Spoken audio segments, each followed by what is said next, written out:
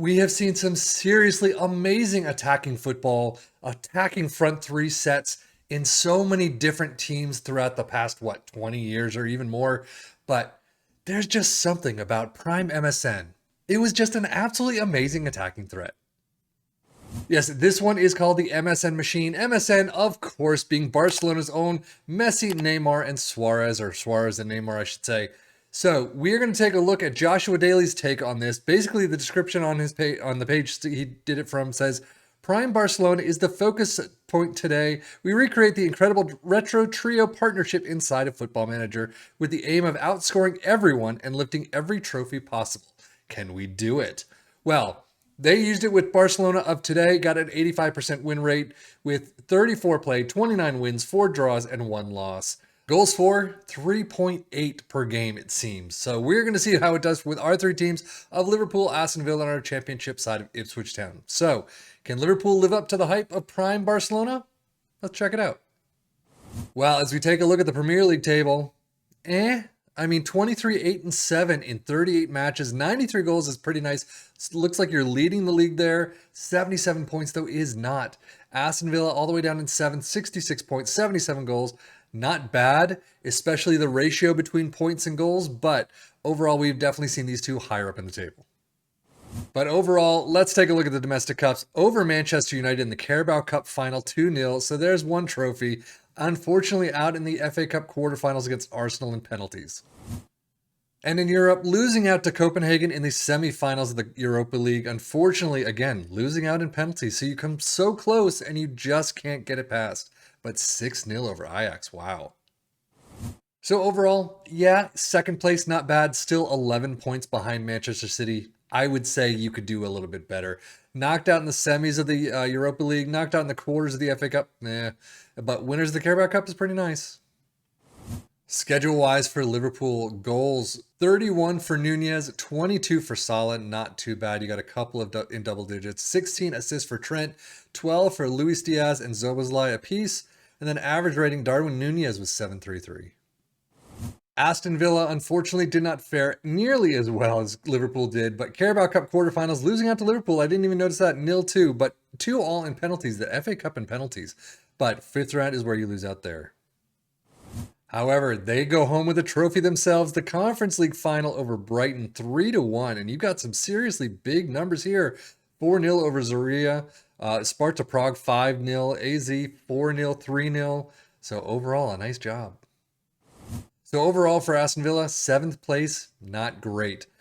Winners of the Conference League, that was fantastic. 5th round of the FA Cup, quarterfinals of Carabao Cup, not bad.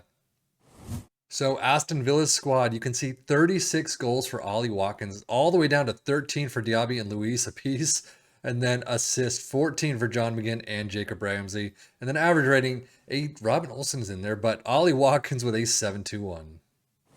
Data hub for both teams, starting with Liverpool, looking like some seriously wonderful attacking numbers. We've seen higher in some of these categories, but overall, it looks fantastic. Goals, 2.45 per game, so not quite the 3.8 that Joshua Daly got, but a 0.92 conceded.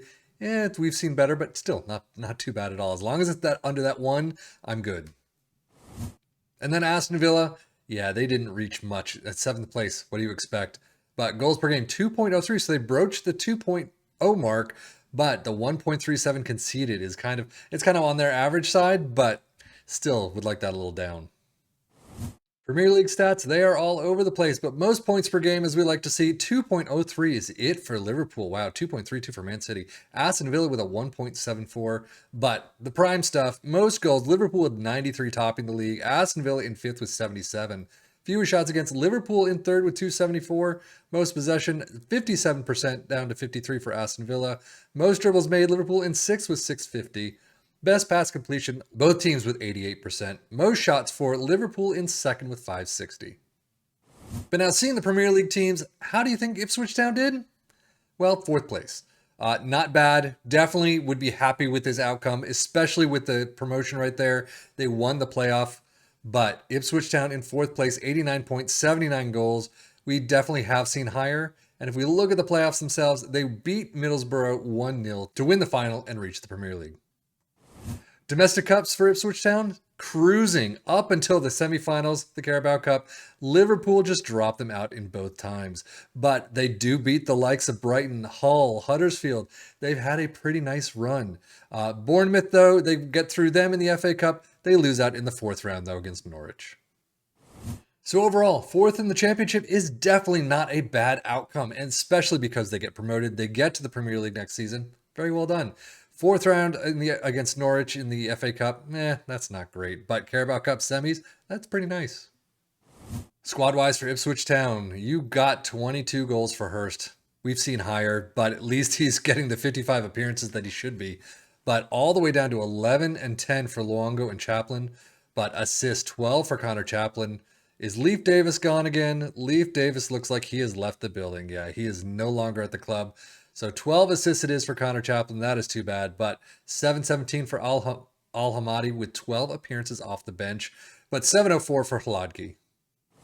Championship stats, fourth place in points per game, 1.82. There you go. But most goals, fourth with 85. So, I mean, still, it's not a bad season.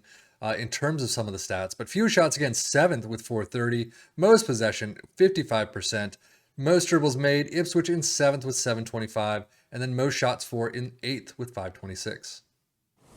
So the MSN machine tactic itself, we start with a sweeper keeper in support, wingbacks on the left and the right in support, with ball-playing defenders sandwiched in the middle, a DM above them in support, and then a Mazzala in attack on the midfield line next to a CM in support, inside forwards on the left and the right in support, and then a complete forward in attack up front.